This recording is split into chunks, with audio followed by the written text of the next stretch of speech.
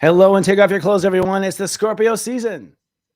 The veil is thin and it's getting thinner, so it's time to be fearless and free. Ball. I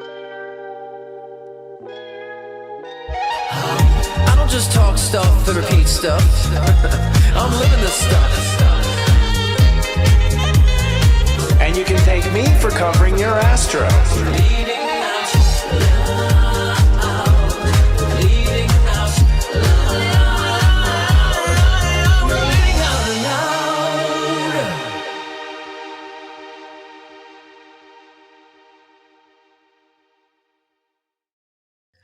Hello and welcome to Leading Out Loud, a spiritual shift show that's more than a treat and tricks. It's actually psychic astrologer doing both. I'm Sensei Christopher, the Sensei to Serious Joy. And I'm Scott Cruz, psychic medium and mentor with scottcruzpm.com. So let's hopefully you have a better report this week, Christopher, right? A better report. Well, yes, I'm doing better. I mean, I've gotten some sleep. It's been a transition time. I mean, this is the anti-birthday time for Tauruses. You know, it's our Scorpio time. And so, that Libra was tough. Libra was tough in the sense that it was really sensitive and people were oversteering all the time and going off the cliff a lot of times, off the rails. Felt like it was all going off the rails. For Tauruses, like we're so heavy. I was saying it's like in Libra, it's like we're a bull in a rowboat. We're just like flipping out like a rowboat, trying to keep ourselves steady. It was like, But now that Scorpio's hit, I've got like my Scorpio like fuck you on, like which is that face where you're just like, God, that's it, hell or high water, So that's where we're about 3 days into that. Three days into that kind of attitude. How about you? Similar. I'm just kind of like, I'm owning it. I'm owning where I stand and I'm not allowing myself to persuade and dissuade myself out of it. So yeah, I feel like I'm solidifying things. I've been saying that for a while about like, it's gonna be a month of solidification, Scorpio season going to November. And I do that a lot emotionally, intellectually, and I think we talked about it last week about, always kind of compromising and saying, I have a limit to that now. So yeah, it's been kind of grounding. Yeah, setting limits. I mean, that's what this is all about going forward. We're in Scorpio and people don't realize, we've got a whole state of awareness, an entire race of humans that just manages boundaries called Scorpios. Yeah. And that's how much that's how much you have to like do to have separation, the illusion of separation on the planet. And we are learning how to like separate our godliness into little piles and little pieces and little filaments. And that's what boundaries are for. And it's so funny if you don't make that little distinction, just that one little distinction, it can turn out to be a mess. Like if you're putting in an AI, one comma missing and the whole thing goes apart. So, yeah. But right now, the boundaries we're changing now, though, buddy, are like huge. Like, I think people are reversing entire lifetimes. Like, for instance, I'm no longer going to be nice. That's what I decided. I know I'm kidding. But one of the things I learned was I'm just too generous, way too generous. And I get it now. I mean, I've always seen it, but that was a nice thing. But now I'm like, now I'm just cutting it off. I'm no longer going to be generous. As I had been, just because it hasn't worked out in any fashion whatsoever, and for me in those investments, I don't know, maybe it's my arrogance investing in that, or, I don't know what I was doing, certainly not Daddy Warbucks, I'll tell you that. But so that's like a long-term boundary. I'm like, that's it, charity's closed and that's it after, so many years. So did you have anything like that, like a major line close or open? Yeah. I mean, the compromising aspect, and I realized that there are people in my life that deserve more compromise, people that deserve less compromise. And so it's not that I stopped doing it. It's more kind of refining where and when I'm going to, you know what I'm saying? And, and there's people that deserve it and worth it and people that are not of that. So yeah, I just been refining a lot of that. And it's been kind of like revealing a lot of, I would say, decisions I've made in the past that maybe were not the best, for myself and for other people too. And, I don't blame past relationships, never do. I always feel like I was also the participant in those relationships, but just understanding how it's elevated now. And, I never really took things personally with relationships. I feel like I enjoy the connections for what they are, even if they're not like long-term and I think now I'm starting to be less of compromising with that and saying I do kind of need more requirements in my relationships, and friendships and don't spread myself too thin on that. So yeah, it's nothing like heavy. It's just refinement, it's a refinement. Yeah, well, I'm not good at Scorpio, so this is like the first time in some cases that I'm putting up the boundary, and it took the whole life to be at that level. That's okay, sure. I mean, I think the best thing to remember for everyone is like the response to yourself is what separates you from the old you and the new you is how you respond to yourself. So it's not what you do to the world. It's not that you put up the boundary. It's not that you told them. In fact, you don't need them at all. whoever they are and what it is, you don't need them at all. They're actually just they're just a mnemonic device to study from, honestly, to understand the idea of it and to label the idea under them. They're just a delivery of the idea to you. What's important is the way you respond to yourself. That is the key to everything I've realized. And so my response to myself has been like, that's okay, I don't mind, but it's fine. But, it's everything's like, it's fine. I love you.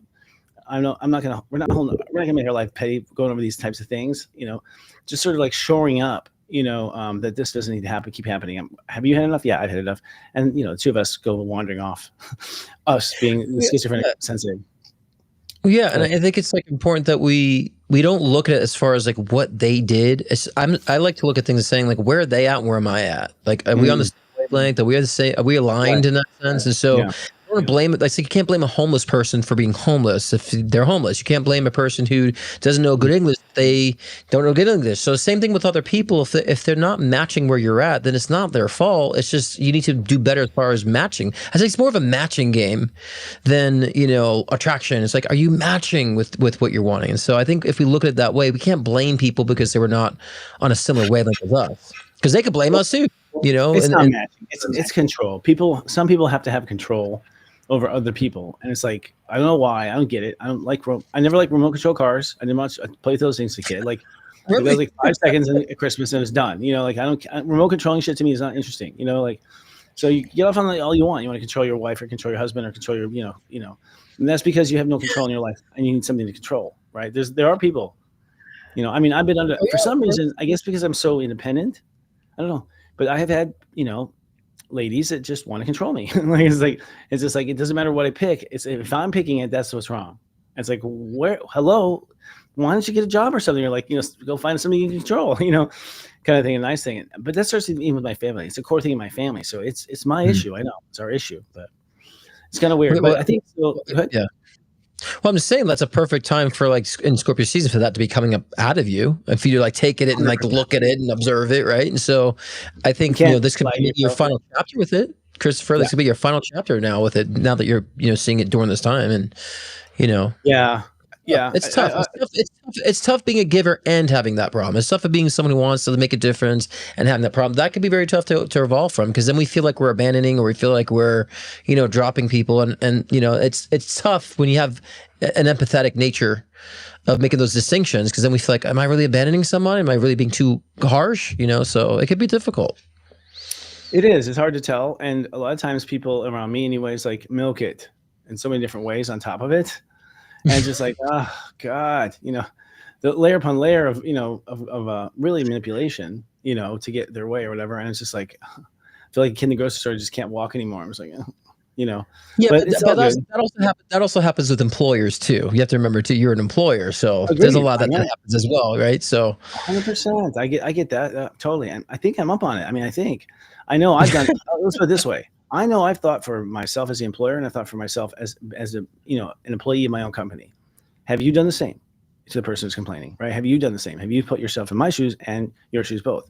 But I do put them in both shoes. I've had their shoes on; they're tight. Whatever, but anyways, we do our best, and then I think another thing too is like, we're a karma company. So what that means is, and I keep telling them, like, guys, we're going to end up being the ones that trigger each other's karma. Like, it's going to be us, like, hello, this is what we believe in. So it's going to happen here at work. And can we not have a little extra, like, get out of jail free card because we know how it really all works? The answer is no. God's like, you can have a spiritual company, but you're still going to be plagued with the crap that always came, like, fuck. It's not true. We get along really well, actually, as a company. We work through it and talk about it. But there is issues, though. I know you, because like you want everyone to be family, and then when people don't see the family aspect, it hurts. You know what I'm saying? So I've noticed that with you, and knowing you for 2 years now. Yeah, you little bastards. Yeah, saying, thank you for the Christmas gifts. I'm kidding. Yeah, because I've seen we're a family here, and then you respond as a family, and then some people are like, oh hell no, and I see you get hurt by that in the past, and take it personally, and it's like, and I get that. So what we're talking about, the boundaries thing, right? And it's just, I think for now it's saying like, I have to be an employer, I have to be, and not blur the lines. So where then the ugly comes out of me, and that's what I learned about myself too. When I put myself in situations that are not good for me, then it brings out the ugly in me, and it's like, you don't want that representation for people, when we're just trying to accommodate, or be, accessible. I'm interested in some genius stuff. Like, I want us to just, come into our genius and, impress ourselves with ourselves, not with not impress the audience per se. If we impress ourselves, we will impress the audience automatically. I think because they like us. And I think that's the focus. Let's have a good time here. We're not gonna be able to ever do this again. For me in this lifetime, I've been very clear. Like people like, I'd like to spend more time with you. I'm like, if you don't work for me, you're not gonna. It's like, I just don't have the time. It's gonna be all work relationships this lifetime, pretty much. And my mom's like, how can you live like that? I'm like, I'm a Buddhist, Mom. I reincarnate. I'll get it in the next life. This is the kind of arguments we have in my house. It's crazy. I've been there, done. I'm good. Yeah. So, the headlines. I think that brings us on some headlines of we're going to be focusing on moving beyond news and now fear porn and focus on some positive headlines. I think that was a little note to us, actually. They read out loud by accident. Our first headline, Mr. Director. Okay. You want to read this one, buddy? Yeah, U.S. scientists identify. Okay. What? Yeah, U.S. scientists identified naturally occurring lake bacteria that thrives by breaking down plastic, which is very interesting, actually. Samples from 29 lakes in Scandinavia found that when the total carbon level in lake water has raised by only about 4%, using plastic-derived carbon, bacterial growth rates more than doubled. So that could be very, very interesting to, if they can somehow replicate this in other places where we have pollution, and it could be a really good useful technology, actually. So I think that's pretty cool. Pretty interesting. I just want to time out the climate argument for a minute and be like, ha, which is that turns out Mother Earth does have a fucking solution for it after all, right? Like, seriously. It turns out it does. It is going to just fix itself. It is going to just magically fix itself. It appears. It's going to, yes, magically fix itself. It is. Because it's consciousness. Conscious, will invent it. Mother Earth will invent it. That's what people understand. Like, she'll just invent a way. She's like, okay. Now I wonder, you go swimming in all that, plastic eating shit. Like you come out with clothes on, all the things are gone, like the belt buckles. Your thong is missing. Yeah. You get a free waxing, when you dive in. That's kind of weird. Okay. You had a visual. I could tell when I said that. I did. I just want to describe it. It's not good. It was rated X. Mr. Director, our second headline would be great. Yeah, actor Michael. You want to? You can take it. Actor Michael Sheen uses his own money to purchase approximately $1 million worth of consumer debt owned by about 900 people. Highlights high-cost credit trap, burdensome debt at the unfairness in the consumer credit debt collection system. So, what do you think about that? I think, Mike, you're an idiot. Or not. And the truth is what he's not saying is he purchased $1 million in debt, which means when they pay back their debt, it'll be worth $5 billion. He's not letting you know that this is going to turn into a shitload of money if they pay it back, which they will, because there'll be one thing on camera and another thing behind the scenes. You know what I mean? I think it's not up to the consumers to buy back their debt. I honestly think that we personally need to hold the World Bank responsible. I keep saying that. So Rockefeller and the World Bank, both of you, you're responsible. I think the Rockefeller should be drained of all their money, and I think that we should drain the World Bank of their money. Actually, we should just stop using it. It's monopoly money. We just stop using it. They print the money. Yeah. Why? Right. Why are we using why are we playing Monopoly and using the money from life? What are we doing? Sure. It's I understand. It's so obvious. So I think too, if I look at it from a perspective of like being charitable, I think that's a great way to be charitable, helping actual people who are in debt, right? 100 people who are in debt and maybe struggling to pay the bills, and that's writing it off. Is he like going to pay for it and just give it to him? And like, I'm sure he's writing it off as charity. Yeah, I'm sure he's probably writing it off as a charity. But I think in that sense, I think, if you really want to help people, help your average middle American that's, struggling with debts and bills up to here. So from that angle, I'm like, I think that's kind of cool as in a charitable sense. I don't know if it's really. Yeah. I applaud him. So I just wanted to say it for the record. That was really nice. I'm sure his intentions are 100% good. 100%. Yeah. But I don't think it's actually highlighting. Yeah. Go ahead. Well, I was saying I don't think it's actually highlighting the unfairness of like a credit debt collection system, because again, when you sign that credit card, you know the rate, you know what it is, if you're late, you're past due. So we should be a little smarter. So I don't like to blame, even though I don't support like large corporations and root for them. But at the same time, we sign those dots, we agree to those terms and conditions. So it's our own problems if we're getting into debt. So. Yeah, I don't know. Again, credit card companies are right up there with Rockefeller. I recently, my credit card rating went down because I put all my credit, I'd charge one card up to move another card around, and you should keep that card down to 30%, and they dung me for 50 points or something. I'm like, what the hell? For using the credit card, you've been giving me things saying I'm not using enough credit, and now I start to use the thing, and now I'm getting like this is a game to see how much we will submit. Yeah, I pay things off, it goes down, but then it goes up again, and it's a game. But I mean, but we know it, and it's like I got smarter saying I'm not taking that interest rate. I don't need that. I've gotten smarter about that, so I don't hurt myself, but use it to my benefit, and that's where things have gotten better with my financial aspects and credit. But some people are desperate, Christopher. Some people, these companies prey on the desperate people, the young, the people kids that just got out of high school, and here's a credit card, and they prey on people that need it. High interest loans for people who just can't pay the bills for the week. And so I'm sorry, but I think the biggest offenders of this is really the biggest lenders. I mean, they are the ones that get away with like the bailouts, all this stuff. They get far more than consumers. I think the only way it's going to change is you're going to have an alternative lending mechanism. Like, so someone's going to be like super rich, and they're going to say they're going to come up with their own terms for how they lend their money, of which I don't know if the government has the right to say. I don't know where the government has the right to say, but it's like, if I want to lend you a fucking cup of sugar, I'll do it my way. You know what I mean? Like, it's mine. So I think it's going to be private. I really believe. So here's where conservatives are correct. Now, don't get me wrong. Privatization. I think privatization is right. That's one thing where I'm torn between sides, because I think the government does fuck it up all the time. Yes. The intentions are good. The intentions are good, but we never do it. We cannot make anything work well. Even our post office doesn't work well. It's like, so maybe we should just let private.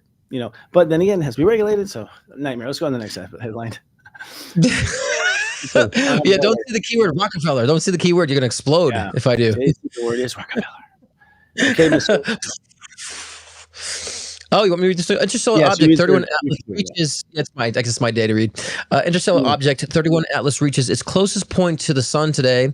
However, scientists accuses NASA of withholding key data that may indicate non-natural origin. I mean, we know it's a non-natural origin. We know it's from another galaxy or from another universe, so to speak. We know this, but the answers I want to know is, what is it doing, and if it's coming here, where is it going to go, and is there danger involved? And so, I guess I understand the fact that they may withhold data, but I think there's also withholding of data because they don't know what the fuck it is either and where it's going. They can't really put anything out there. But for me, like I said before, it always felt like a piece of a spacecraft for me.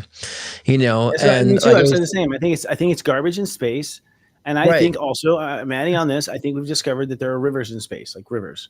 I think it's in some sort of like cosmic river. Oh, like totally. Yeah, 100%. And I think that, just got lost, and it may have technology on it. I never felt psychically it was like Julie trying to monitor us that way, because I think it would have left by now that we've captured it. So, but yeah, I think it's funny how much attention it's getting to, but it's also kind of cool as well at the same time. I think it's getting attention because it's all been highlighted by the whoever's to keep putting it in the news. And it's just us being like, programmed to, be worried about alien garbage now. It's like, so, it's going to be the next big thing after climate change. It's going to be garbage in space. We got to really quick clear our space. We're doing that. We got to clean up space. Actually, it is going to be that way. We found some alien shoes. Well, maybe somewhere in their universe they found some bacteria that cleanses out that bacteria from their universe, and that was coming to us, just like we have that bacteria in the water. Maybe we're somehow mirroring each other in different ways. Decided we're just getting that garbage now from their universe. Yes, I think politicians are our bacteria. Just kidding. So that's they're eating it up. Yeah, they're eating up all this other shit. All right, I think it's our time for our commercial. First one, huh? Yeah, our first commercial break. Do you have anything? I help people to kind of get in touch with their gut, which some people believe is your first brain now, right? Right. And what the coolest part about what I do is that it's not like I sell anybody on anything. Like, people come to me because they know that they need to get to me, either for higher self work, colon hydrotherapy work, how to have like living food in your world, how to create your purpose, how to tap your intuition, how to align chakras, systemic like energy moving through the body. I take care of people to help them to realign their integrity within themselves for their mind, body, and spirit. And the integrity is really the right relationship. It's not like a moral judgment or anything. It's just right relationship. And I feel like a lot of people in this world know that they're not in right relationship and aren't always sure how to get back into it. Are you looking for inspiration to grow your conscious business? Sears Joy's Board of Light is a sacred alliance of lightworkers, visionaries, and spiritual leaders dedicated to awakening conscious leadership. Our next lineup of guests is ready to take you on that journey of spiritual enlightenment. Next quarter guests include Sofia Del Gigante, branding specialist, founder of Rising Creative Studio, beginning in November. Then in December, join us for Jillian McKenzie, spiritual strategist and soul project manager. In January, start your new year off right with Melly Garcia, creative relaunch BFF. Don't miss this profound lineup of wisdom. Join now for only $250 per year and be a part of the enlightened professional re-evolution. What are you waiting for? You started your business for freedom, but somewhere along the way, it turned into chaos. You're trying to fit your unique vision into someone else's blueprint, and it's leaving you feeling overwhelmed and second-guessing your every move. That's exactly why we created From Chaos to Clarity, your 12-week live business intensive. We give you the courage to claim your voice, the clarity to build your unique framework, and the conviction to lead your business your way. You'll get live power hours to hone your strategy and weekly accountability sprints to make sure the work actually gets done. Stop following, start building. You don't need to do it all alone. Clarity is closer than you think. That's so fascinating. I love seeing our commercials grow. These are all from our own community, guys, these commercials. And I'm proud of them. I know some of them kind of feel like, you know, they did as a kid, but I'm like, well, wait a second, we create our own TV network, and you know, the first commercials are the ones we're used to, and like the ones we all heard of, and it's really cool. It's so cool to see Lightwork being advertised. So cool. I was kind of laughing because you were talking about like spaceships pooping, and then that ad was about kind of the gut and pooping. So I thought that was kind of very in sync. See, we'll charge you extra for that too. See, that's good. No, it's very good. Y'all, if y'all, by the way, I guess Jenny at Intuitive.com, Jenny at Intuitive, if you're interested in advertising any of our stuff. We're about to blitzkrieg this world, man. I mean, we got a whole plan coming up with Serious Joy, what we're doing next, getting ready for next year, preparing for the big circus. But today, actually, we're going to be talking about, I guess we're going to talk about, first of all, the astrology going on. Let's start there. You know, we're in boundary consciousness, so I'll just lead in here. We have Neptune has gone back into Pisces for the first time since the Civil War. And it's not really the first time, but this is actually the last time Neptune will be in Pisces. You know, for another is 186 years or 86 years. I can't remember exactly, 100 something. I never memorized the numbers for some reason, but nonetheless, it was really slavery was last time we had this issue where God sort of threw in the moral code of Neptune, which is the ruler of Pisces. So the point is, like, we're getting sort of like a last chance to screw it up right now with Neptune and Saturn both back in Pisces. The universe saying, okay, is this your final answer? You know, kind of thing. And so we'll be answering that until they go direct, at which point it's just blast off time. Everything's going to run on those kind of principles. Another thing that we had happen is we have Mercury has gone into Sagittarius. So I think that's going to make things a lot easier on our mind, because our mind's going to be a lot more optimistic now. And Mercury's in Scorpio. I mean, I'm such an asshole. Like, inside myself, I'm just such an asshole. That's how I see myself. Yeah, you know, to Scott too.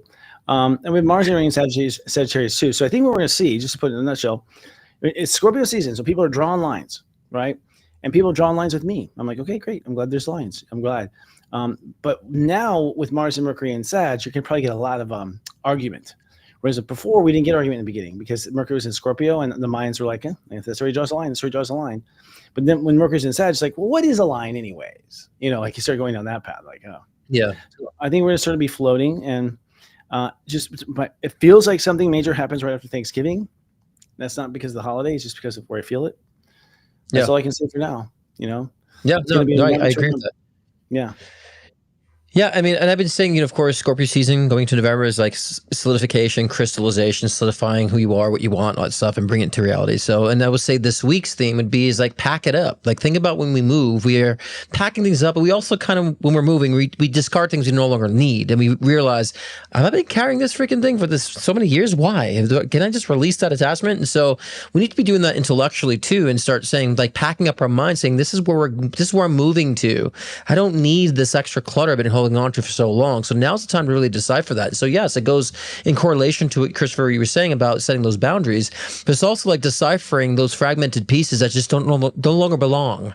Why are we carrying this? And so when we do this, that was where we can really, as we walk into November, really solidify where we're at and the perspectives that we are in. And that's when we're so certain, so clear when things really crystallize around us, what we call manifestation. But the crystallization is happening because you're able to perceive it now. You're able to realize realize it now. It's not flying by you, or you're just not paying attention any longer. You're crystal clear and how you're perceiving things, which then, of course, brings a crystallization. So, and so it's time for us to think about that now. Think of it like you're packing and moving, and what are you packing with you when it comes to your intellectual thoughts, your beliefs, your focuses, and what your importances are, relationships, all that great stuff, and what's ready to, I don't want to say put it in the trash, but leave behind.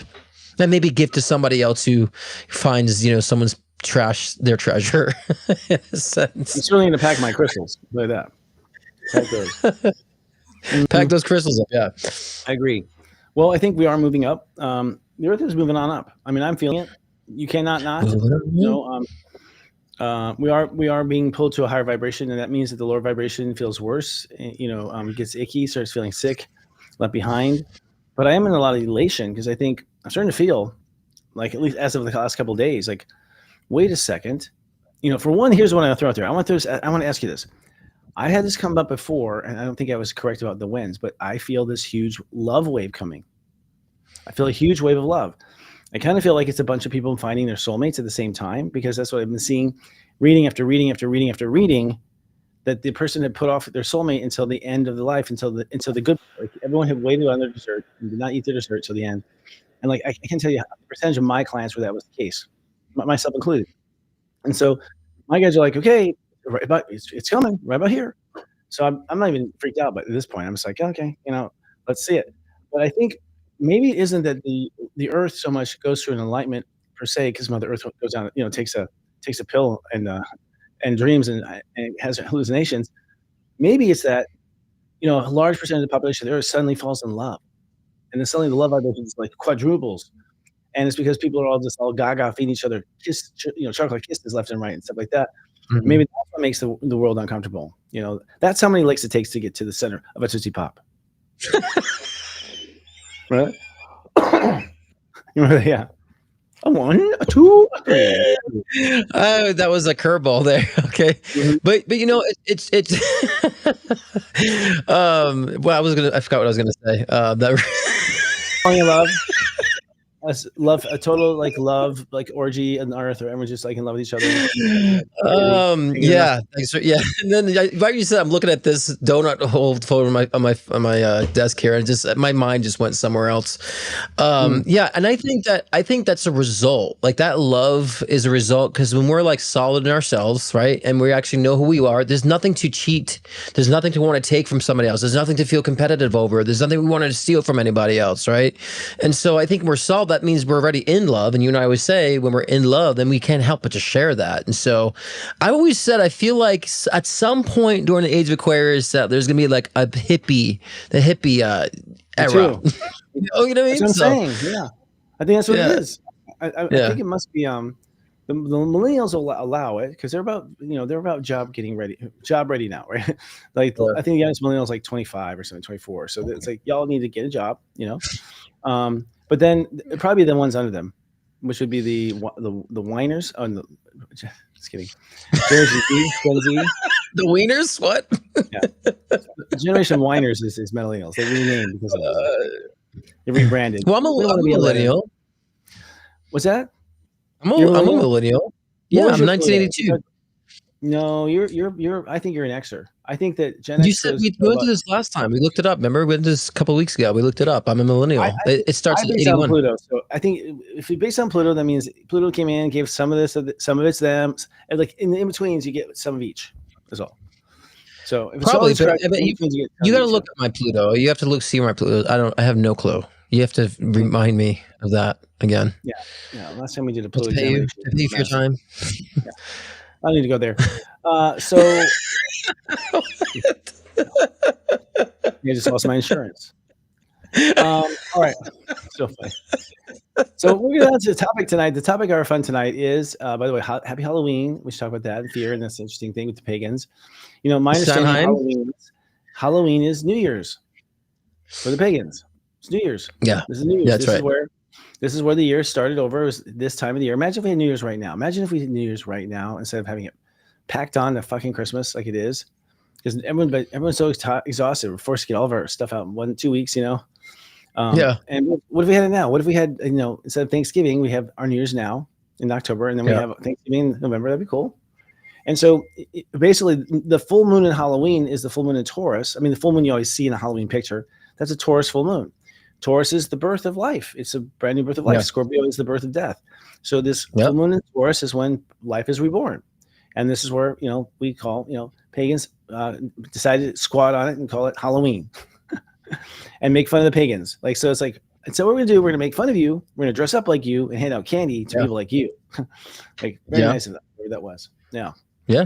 So that'd be fun. Scantily dressed things. I do think it's kind of interesting though, like with the signs and holidays. Like, honestly, there's only, Scorpio is sex and Halloween is when you can like show up looking like a whore and it's a good costume. Like, right? A good costume. That's a good costume. Any other day, it's not a good costume. Right. But I guess. Yeah, but when you're solid yourself and like the repetitive nature of that, then it brings out that different essences of you, And I would say when we think of Halloween, we think of like mystery and the mysterious. And I feel like there's a lot of things within ourselves that we keep mysterious because we're not expressing. So it's a great time to do that and to find a different, like you were saying, even sexually, sensually, intellectually, spiritually, to find that different dynamic. And so, I think it's a great time for that as well. And that's why when people do Halloween, they turn to someone they could never be, right? When they do Halloween. So I'm like, even though when you see people in costume, that's a version of themselves they're suppressing. That's a part of them that they're really suppressing. So look out for all those Jeffrey Dahmer costumes because you know what they're suppressing. I was Wonder Woman for 5 years in a row as a kid. You were what? I was Wonder Woman for Halloween. But I was because I loved Linda Carter. I wanted to marry her, and like she was gonna be my wife. But it was plastic. It wasn't really, the stockings were a bit much. My mom didn't understand that, but I got through it. And I'm just kidding. Is there images of this? There aren't. We've had them burned, but but no, they're in the album somewhere. It's just to me the little costume. You would think there's a little girl behind there. You have no idea. Oh my God, that's hilarious. I liked it was the one that was popular on TV in the 70s. Was a Wonder Woman with Linda Carter. Oh, I know. The rope, everything was cool. So, fear of spirituality. So we're talking about the topic is fearlessness. How do you stay fearless? And talking about fearlessness in Halloween. And I'll tell you this. I'll just share real quickly. After my Chiron return, I was suddenly fearless. I've not had any fear last more than 3 seconds since my Chiron return, which happens around age 50. And Chiron, it turns out to be what you are so afraid of the most. Like it's what always happens to you. Every time you incarnate, this happens to you. And so I realized that my soul was the whole time waiting for that to happen again, just waiting for it. And all my time was wasted and all my worries were stupid. It was all me the whole time, worried that I wouldn't be able to get rid of it. And all I did was get to the point of return and I got rid of it. It was like, And when I got rid of it, I realized how just it was created by me. That was my biggest takeaway. Like, this is all me. There's not one piece of evidence that there's some universal, magic that's trying to strike this across or, strikes upon me. It's been my fear, so I've done something stupid. My fear, so I've done something stupid. I'm overreacting because I'm afraid. I'm underreacting because I'm afraid. It's just like, that was the problem the whole time. Wish I could have just, been told that. But, I think as far as fear is concerned, it's one of two things. One, it's a message from your body. Like, yo, this is not good. Whatever that means to you. I think fear is like a messenger that tells you there's a problem here. And a lot of times the problem is we know nothing about it. Like we know nothing about this. We have no data on this in our system. Like we're going into unmarked territory, unexplored space, so to speak. And I think you get afraid of the unknown there. When I read, and this is my last point, is Conversations with God. In that book, God says that the only thing he programmed for fear was to be afraid of loud sounds as a baby. That was the only fear that came with the package, he said. Well, that's interesting. I mean, it's an alert, like you said, it's an alert system. It's a GPS system. And I don't think fear is it's there to disrupt, but it's not there to linger and to keep you sustaining in that mode. Because I always like to interpret fear like when we're driving on the highway, we fall asleep and, you kind of go with those bumps, it shakes you up, it wakes you up, you're back on track. I think that's what fear is. Sometimes they're just to wake us up, to kind of snap us out of it so we can get back on track. If we see it as such, then the value in our evolution can be like a great relationship with fear and not so much the fear of fear itself, which is, of course, that's the greatest fear anyway. And so I think if we use that as a tool and understand that that's where we're the most deprived to, or we're not listening when we have the fear manifest. So yeah, I've always found that to be a navigation system. And a lot of times, if I find myself afraid of something, of doing something, or an anxiety about something, I realize there's a unresolved attachment attached to it. And so then when I resolve that, of course, the fear dissipates. But again, I think we also look at it too, that when there's fear resurrecting, you're in the wrong direction in life. And so, or in a wrong mode in life. Yeah. So that's what it is to me spiritually. I agree. You've hit a wall. No question. Yeah, but overall, I don't think fear is very natural occurring. And in astrology, the best use of fear, the best example is Black Moon Lilith, which is a really strange thing. I'm even sure I know who discovered it, but it's fascinating because it's like this space. It's in the anti-space of the Earth because the Earth is an elliptical orbit around the Earth that our Earth goes in. It's like a racetrack, actually. The Earth is like a racetrack, and that's why. And in that racetrack, the moon is in one side of it. So that's why the moon will go full, like big and small, because it's like where we are on the racetrack. The other side of the racetrack could fit a whole nother Earth. And that is apparently Black Moon Lilith. Black Moon Lilith is a space that could fit a whole nother Earth. It's a negative anti-Earth. And apparently, it's the Akashic Records place, record keeping. It's where the Akashic Records are like storing all of your diarrhea, stuff like that. I like give a nice term there. But really, where you're storing all of your stuff. And so what happens is we can track in the astrology when that's going to hit you and where. And so it'll hit you, it'll come up. And boy, does it hit you. I mean, I'm about to have my Black Moon Lilith return, okay, in Sagittarius. So mine's in Sagittarius. So my big fear is like, a woman that tells me the wrong religion or something.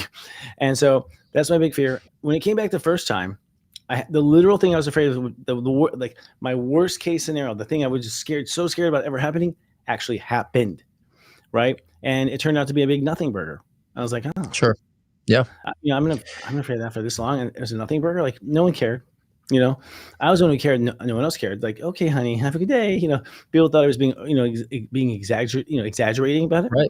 Inside of me, though, is terror. Like, just like can't sleep, can't breathe. And so it had to be cleared. We'll see what happens this time. Here she comes again. Yeah. Same thing. Right. But if we dig a little deeper and if we dig deeper and find out where the stemming of it's coming from, and most times it's not attached to the circumstance fearful of, and we realize it's because of an experience that we don't want to replicate. And so sometimes we can attach what we are fear of replicating to a lot of different things. Like I always say, some people are abused by a loved one, and so they identify to be loved, but to be loved is to be abused, and so therefore they create that in every person. There's a fear of wanting to connect, and so we have to make sure we're not attaching whatever issues happen to us that creates the fear. We're not attaching that to everything else in our life that ends up depriving us. Yeah, I have to say that I only matured in fear, in my late 40s, and it came down to what it does as a child, like. I'm just going to walk straight into it and see what if it kills me. You just walk straight forward and see if it kills you. And of course, it doesn't. It just starts to disappear as you walk towards you. Like, like I want more satisfaction than that, like facing my fears. But that's ultimately what it is. And people don't realize how paralyzed they are by fear. I mean, you think of it as it's in the smallest places that's dangerous. Like, I was going to tell her this, but then I thought, oh, what if she doesn't like what I'm about to say? And then she gets mad at me for this and that. And so I don't tell her that. And then because they don't tell her that, she falls in the well and dies. Like something happens, like, like, oh my God, it's even worse than fear. It's like everything we say, everything we do, everything we're willing to say, it's like all being regulated by don't do that, but don't do that. So literally we have this consciousness that's inside out telling us trying to memorize all the millions of ways that things will go wrong instead of memorizing the 2 or 3 ways that things will go right. It doesn't make sense. It's a definitely Satan-built world out there. Well, and the next one is like, what does it mean to be fearless? And we hear that a lot of time, fearless. I'm like, I don't think there's ever a thing called fearless. I mean, you always will have fear. And so it's more about if you're reacting to the fear or if you're able to manage the fear or use the fear as a tool, we said before. So like we said, fear can be an alert for you to like, hey, you're going the wrong direction, or fear could be a protective mechanism, like where we feel intuitive fear. It's like, don't go down that street because something may occur. So we get the fear. So it's another alert. So that could be very helpful. And there's also fear of repression, like we were saying before, about being, kind of associating things to trauma that keeps you reluctant to tapping into things because of the fear of what's happened before. So there's different dynamics of it. So I don't think we could eradicate the fear itself. To me, to be fearless in the sense of not being controlled by fear means you've actually are able to manage it. But I don't think it's possible to be completely fearless. I don't think that exists unless we leave physical reality. Well, for the most part, compared to where I was, I'm fear free. It's that big of a difference in my life. I think it serves its purpose, and that's really what we're up against here with the, the frequency wars. It's really fear-based wars. The idea that we're going to have two factions of our countries in the world fighting each other and trying to make one afraid of the other. At the end of the day, we're just trying to play haunted house. That's all that's happening. It's sad but true. We'll see. We could be in a turning point here. Yeah. So, was FDR right? The only thing we have to fear is fear itself. Was FDR right, Franklin Delano Roosevelt? I mean, I said that in the first part of this. Yeah. I mean, I think that's exactly what it is. If, again, you can say, I'm pretty fearless because you've identified it differently. So the alerts that you get that would be identified as feared if you were not so conscious or so awakened, right? You just see them now as alerts or nudges from spirit. That's how I see it. But people who are not maybe so evolved spiritually will feel it as fear. So, but yes, a lot of people, even when I used to suffer from anxiety years ago and I had agoraphobia, I would get anxiety about getting anxiety. Well, I don't want my situation because I don't have an anxiety attack. So I used to get all that. And so I'm like, oh my gosh, now I'm creating this loop. And so that made it worse, until of course I've grappled that and did my healing. But so yeah, that is the fear itself is the issue, because then we take away the real meaning and the real usefulness of fear. And then we don't evolve, and then we stay deprived, generating more fear and anxiety. So absolutely. I was just sitting here thinking about, like, isn't that nice, the day when the president wrote his own speech? And it was a good, I don't think he wrote that probably. I think he had many writers, but he assembled it. Of course. And Eleanor, his wife, did a lot of the assembling of it too. I think they were twin flames. Yep. I think they're twin flames, Eleanor and him. That's why they didn't have sex. I think Einstein and his wife were twin flames too. No, seriously. All right. I think when you get to the end of your twin flamehood, you invent things like, penicillin, the Curies, like you do amazing things the two of you together. But one thing it's not is making love. Seems like they always are kind of bitter in that last lifetime. Yeah. All right. Well, the last one is, how do we put boundaries around that fear? How do we put boundaries? Can we do that? Can we put boundaries around fear? So what I teach people is, like, I protect myself from this fear. I protect from feeling it. I protect from being controlled by it. I protect that it will be walked out the door while I'm busy doing this show. It's going to walk its ass out the door and not come back again. That's what I'm protecting right now. And so it is. Now you may go, that is the dumbest. Try it. You try it. What happens is it goes away. And I'm like, oh my God. Like your body, people don't realize your consciousness works for you, and you are its God. And so you ultimately, if you say, hey, little consciousness, let's get rid of this. It does. It's crazy. It does. Yeah. Some people like to play games, though, and they make it like, they make it run back towards itself, and then they make it run back towards itself. It's like, so they're playing little, basically Muppet, games with themselves. That's fine. But at the end of the day, your body will do what you ask.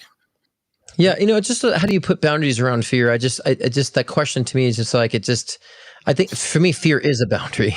When you cross a boundary, fear will erupt because it'll alert, and so I just think that, again, like if we place better boundaries, I think the less fear we'll have. If we know our threshold, the less fear we'll have or experience in a negative sense. And the more we evolve, we become more in tune and use Scorpio season to solidify who we are, then yes, I think that we'll set the boundaries, we'll experience less fear. And then as we broaden our boundaries, then we'll understand that fear is more alert and we refine ourselves. So I think boundaries is what eliminates and actually helps prevent us from having the unnecessary fear. But I think a little fear is good. We need a little bit, we need a little bit of that kind of breaking the mold. We need a little bit of like encouragement and reaching for more. And I think fear helps with that, because if I, again, like if, for example, when I used to be afraid of going on stage when I was younger, and I would just get fear about that, even though I loved it. And so, if I listened to fear, I'd stop it, but it allowed me to say, well, if I fear this, I need to master being comfortable with it. And so I focused on being comfortable and like marrying myself with the idea of such. And then it just became a natural for me. The fear has gone away. So it encouraged me. Mm-hmm. Yeah, it does. Actually, it gets a lot more done than most things inside of you. Hell yeah. A lot more things done. Yeah. And fear is pretty interesting. Oscillating Lilith versus mean Lilith. Oscillating is going to be what triggers your fear in your chart, and mean is going to be what the core fear is. And ultimately, that fear of her Lilith usually is at least 3 or 4 lifetimes long. Like it comes back again and again, starts to build up speed, and starts to take over lifetimes, and so you eventually turn around and you face it. Yeah. So it's interesting. I think I think with the show too, I think we've hit almost a year and a half mark, or I think maybe 2 years since I've been on your show, actually. And so I think LOL is now going on a year and a half now. Do you believe that? So if we held on to the fear of things not working, I don't think we would have sustained it this long. So we've been doing, LOL's been on for a long time. And, speaking of, there's a comment by Lindsay Piccolo on Facebook that says, Chris, you need to find a different co-host. Sorry, Lindsay, you probably fear an outspoken person. So therefore, what are you afraid of, Lindsay? What are you afraid of? Yeah, but she's afraid of spelling. She has horrible spelling too. So that's not happening. We've been doing it for a year and a half. So find something else to engage with. You guys. Find something else to engage with. Well, I love I love everyone who watches, but I don't tell you who for you should hang out with. Like I don't go to your house, like you're hanging out with this person, to me, to put anyone down at all is just, to me, low light, Well, if people What's want to broadcast a comment, let's broadcast it. So I love broadcasting that. Let's broadcast that comment and the name. So, and the horrible spelling dictation. So, Listen, but anyways, speaking of, go ahead.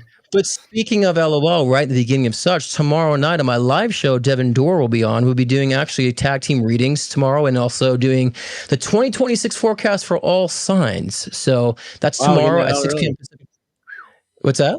You're getting that out early. I'm curious. I'm gonna have to watch. We want something with a better shelf life too. So it's almost at the end of the year, so the big shelf life. But yeah, tomorrow at 6 p.m. Pacific time, 9 p.m. Eastern time. Of course, I do my live shows every Thursday, and we'll be doing also one-on-one readings as well as the collective. So join us tomorrow. It's gonna be gravy.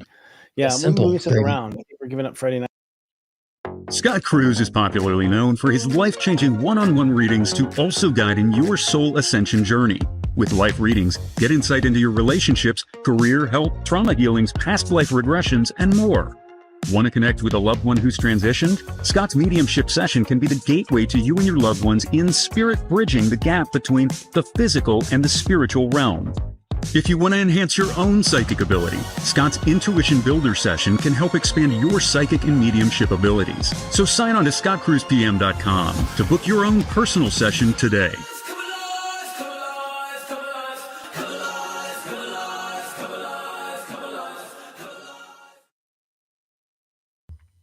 All right, live. This song is going to change soon, Christopher. So I'm writing writing new music, so there'll be a different song at some point. So you don't have to hear that over and over again anymore.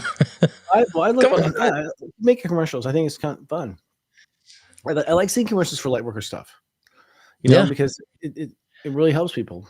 They don't know. They have to be reminded not just to buy the product, but that this works, and there's all these other things that you can do, right? So. Yeah, I'm on the topic of fearlessness and how you get over the fear itself. The only thing to fear was fear itself. That's what we wrapped up with Franklin Delano Roosevelt. This is probably true. I mean, I think one of the things about fear is it's often displaced creativity. Like you're not getting enough creative outlet in your life, and you start writing horror films all the time.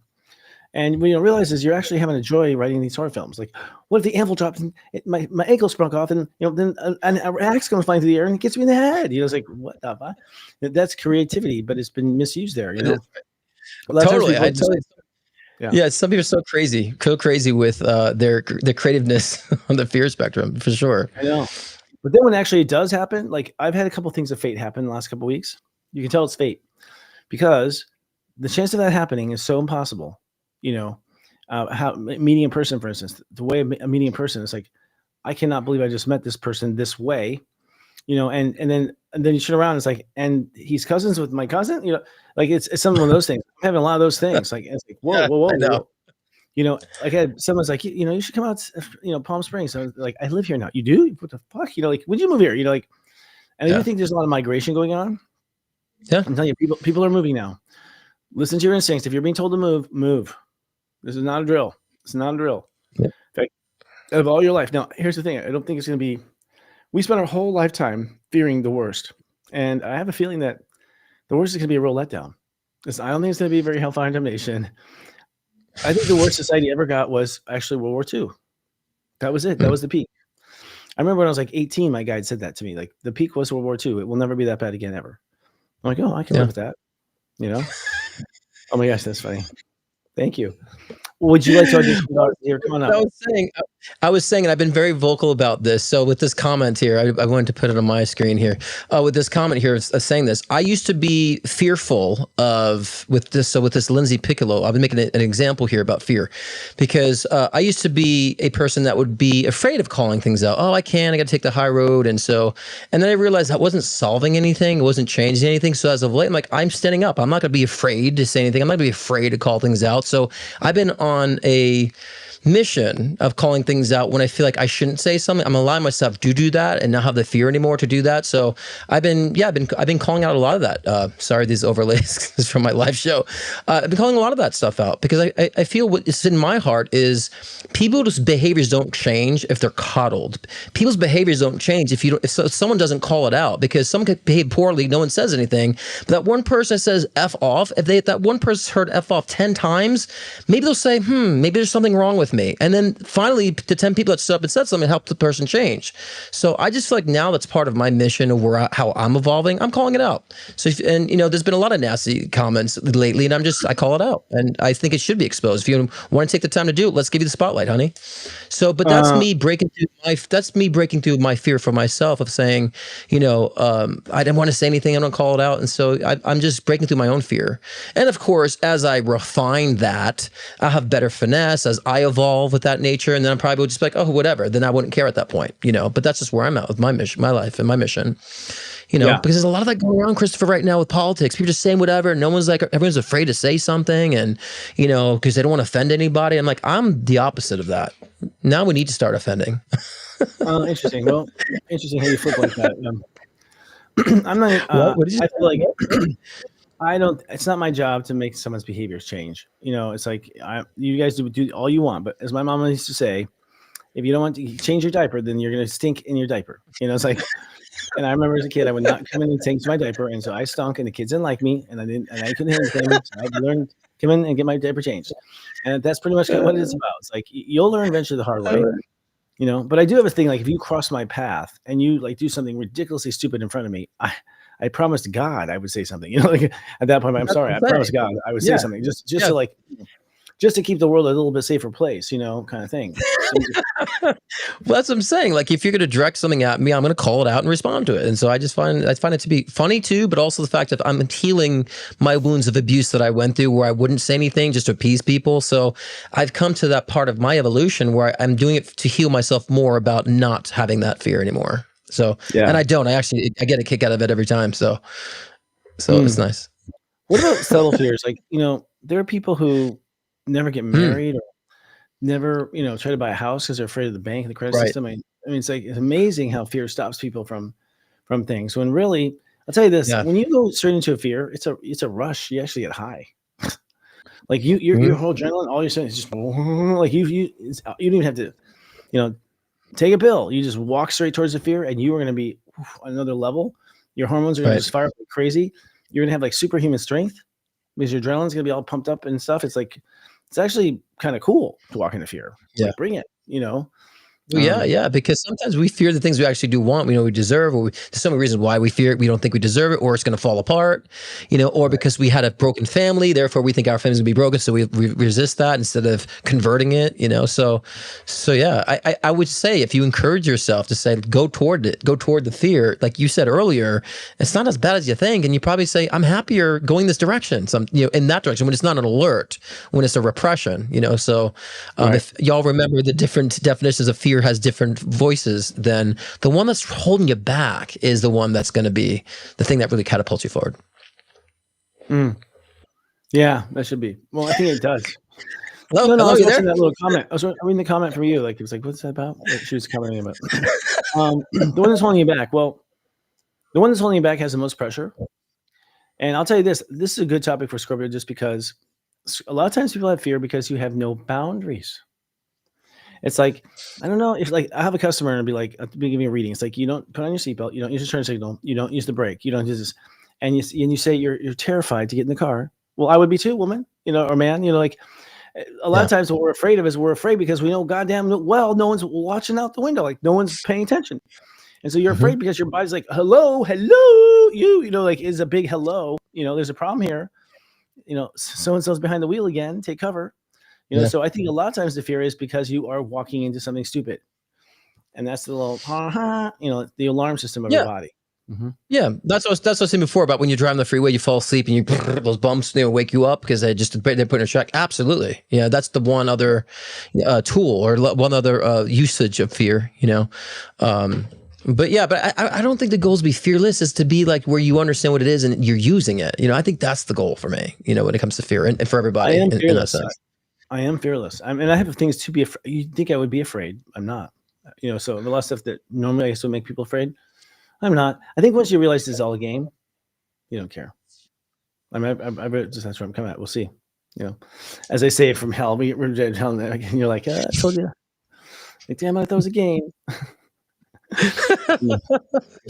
Nothing happened that I thought it would, and nothing was in my control. Yeah, no, no, it's true. And yeah, I feel the same way. I don't really fear anything. There's things that make me uncomfortable. There's things that alert to me, but I don't like. There's that the paralyzation of like fear that holds me back. But I always get alerts. I get a little bit. Don't do that. I get those alerts that again maybe 20 years, 25 years ago that would have been a fear to me. A fear response to me. But but I've noticed, especially doing inner work and therapy in that sense, and because I feel like people who teach need teachers, people who provide leadership need leadership, and I always have a mentor or someone that can help guide me when I'm doing things that I can't see. And so even working with that and noticing a lot of my triggers, and saying, I want to speak with power with my triggers. I don't want to just like respond to a trigger. I want to speak with conviction and power, and so that's am I there yet completely? Hell no. I think a lot of us are not even there, but I feel like that's my goal to get there, and so, and I've been very transparent in my live show about my tests and that I'm walking the walk with you all too. And so that's leading out loud, and leading out loud means you stand up, you address things, you present. And so, I'm living my truth in that sense, but that's where the fear also gets eradicated, because I feel like I'm actually doing it. There's nothing really to fear with that. So I agree. I don't really fear much. Just things that we don't like I don't want to experience that, but do I fear it? Because no, if that happened, I'd be the best of whatever happens. I'll tell you, and this is true. If I look in the mail and I see IRS, I'm in fear. There you go. You're not fearless. If I see things from the IRS, I'm in instant fear. I don't care what it is. And fuckers will be like, we've gone through your records and found that you've changed your address. I'm like, I still say no. We're getting rid of that IRS. We're getting rid of that. We don't want that anymore. It's time. So it's great. Yeah, I know. It's my belief is so tormented. I'm so unethical that you have to pay when you work, but then I understand you got to pay for a system, but then we pay. I'm just my wires are crossing the whole income tax thing. It's bad. So, it's horrible.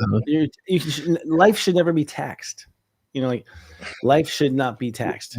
Or to participate, to work, you shouldn't have to pay to support yourself. I'm basically paying to feed myself. So feeding tax people. Yeah. Well, that's because it's Rockefeller. But we'll talk about him. There it is. You're about to combust in 3, 2, 1. We need a graphic so when we do that, the Morgan can make it happen. We'll have to have Rockefeller, like a dog right now. He turns into Rockefeller. These are things you can just put in the crock right now. So funny stuff. Yeah, I'm having fun with Grok too, by the way. I think guys play with this AI. It's really kind of interesting because you get used to having a brain compute for you, and it really is. I'm seeing myself. Gallop now. I can gallop down avenues of thought and consideration. Because I have this research assistant that is kind of fun. It's really pretty amazing to kind of explore it, because I feel what I realized is I was showing the video things to one of my clients today, and she was saying, oh my God, she said the same thing. You don't even have to storyboard for film anymore, because it will literally storyboard for you. But we're at a point now where the only thing that's going to be left, because everyone's going to have the same tools and the same drawing ability, it's going to come down to actual creativity. Yeah, absolutely. It's going to come down to actual creativity. If you're not you either are creative or you're not, and creativity is going to be.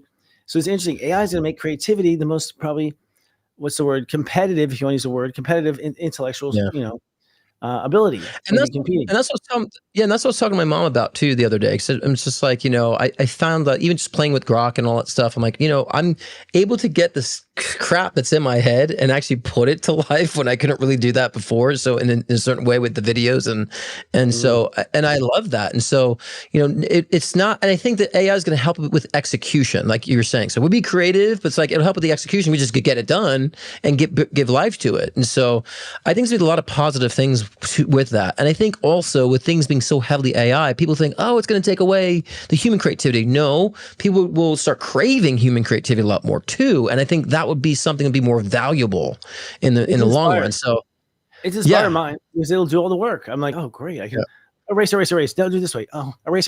Now do this way. So it's like I can run through creative ideas a mile a minute now. They're even faster and deeper, and even do an analysis of cost and how much profit would it make given the audience. Like all that's one prompt. One thing though I will never use AI for is my music. I just can't. I enjoy doing every aspect. I love the process. I love the process of singing, writing. So I would never. I mean, actually never. But I'm gonna have to brand my new music as SI, Soul Intelligence, because I know people think, is that AI? I'm like, no, I'm gonna brand all my music with Soul Intelligence, SI, to make sure people understand. No, this was all me. That's funny. We're gonna do ours with Divine Intelligence, DI. Oh, that's cool too. We're in sync. Divine Intelligence, yeah, totally. Yeah, nice. I think Divine Intelligence is more intelligent. I mean, the truth is like all AI really is like something that spied on you forever and come to conclusions based on patterns. Yeah, right? And so as soon as the human race changes, it's dumb again. I mean, it's going to keep up, but pretty much it's it's no longer intelligence. It's old intelligence, but it's still fascinating to see this reflection of us right when Uranus is in Gemini. Last time we invented television. When Uranus and Gemini last time, we invented television, color television. What else do we do? And some for different radios, different frequencies of radios besides just walkie-talkie. So communication, Gemini.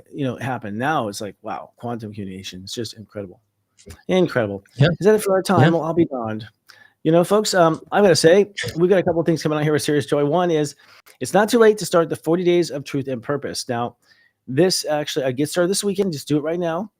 You just basically listen to a tape that I play in our system. It talks to you about your chart. It says, hey, go look at this in your chart. Use this cipher code, this special decoder ring to figure out what it means. And then I ask you a question like about your childhood, like a psychiatrist. And you answer the question. And in 40 days, you will know your purpose. You will know your purpose in 40 days because I just designed it so it just does like this. And because it's during Scorpio, you can't lie to yourself. Yeah. So it turns denial off. You cannot lie in Scorpio. You always know that you're lying when you're lying, Scorpio. So it's a perfect time to have the class. And it's a perfect class for now because most people don't know what their purpose is. I'm surprised, Scott. A lot of people come to me about their purpose. I'm like, I thought we went over this. But they're like, no, now it's changed. And it's true because we're changing jobs. Like, so even people who had a purpose are getting a new one now, And then the other thing is I have a seminar coming up that people need to know called The New World Order. There it is. And we'll be doing, I'll actually put tickets out this weekend for sale and whatnot. But this is like, I'm going to lay out, this is the first time I've ever done this. I'm going to lay out my opinion and my analysis, both of what I feel the future is going to be like. So I'm going to be a daring person here. And I'm going to dare to say what the future is going to be and what I see from this point on. And we'll see if I'm right over the years or not. But it gets the juices flowing. It's going to be a phenomenal lecture, about 90 minutes. And then if you want to do a workshop, you can add on a workshop. And in the workshop, I'll walk you through your chart and you can kind of map out the key dates of your purpose, like what purpose, when, why, where, right? So give you a little bit of understanding of yourself because your whole self is in that chart somewhere. I'll tell you that right now. So that is at newworldorder.xyz, newworldorder.xyz. Hope to see you there. Great. Sounds good.